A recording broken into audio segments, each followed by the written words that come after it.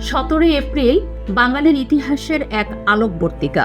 1971 সালের এই দিনে মেহেরপুরে বৈদ্যনাথ তলার আম্রকাননে জন্ম হয়েছিল এক নতুন ইতিহাসের, এক নতুন ভূখণ্ডের কাঠামো, স্বাধীন গণপ্রজাতন্ত্রী বাংলাদেশ সরকার। বঙ্গবন্ধু শেখ মুজিবুর রহমানকে রাষ্ট্রপতি, সৈয়দ নজরুল ইসলামকে উপরাষ্ট্রপতি এবং তাজউদ্দিন আহমদকে প্রধানমন্ত্রী করে গঠিত হয় বাংলাদেশের প্রথম সরকার। বাঙালির অবিসংবাদিত নেতা বঙ্গবন্ধু তখন পাকিস্তানের কারাগারে বন্দী, কিন্তু তার বজ্রকণ্ঠ আর আদর্শকে বুকে ধারণ করেই পরিচালিত হয়েছিল মুক্তির সংগ্রাম। অধ্যাপক ইউসুফ আলীর কণ্ঠে পাঠ করা হয় স্বাধীনতার ঘোষণাপত্র।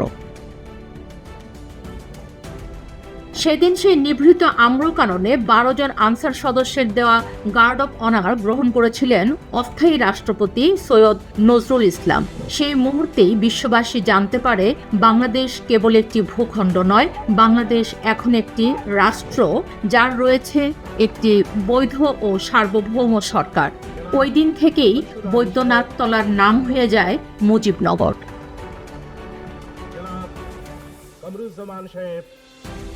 এই মুজিবনগর সরকারের অধীনেই পুরো দেশ 11টি সেক্টরে বিভক্ত হয়ে ঝাঁপিয়ে পড়ে মরণপণ যুদ্ধে।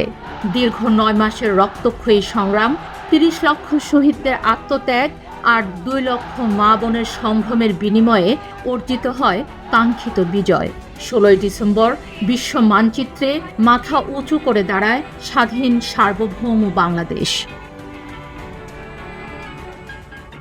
মুজিবনগর দিবসে আমাদের বিনম্র শ্রদ্ধা সেই সব সূর্য সন্তানদের প্রতি, যাদের হাত ধরে আমরা পেয়েছি এই মানচিত্র, এই লাল সবুজের পতাকা।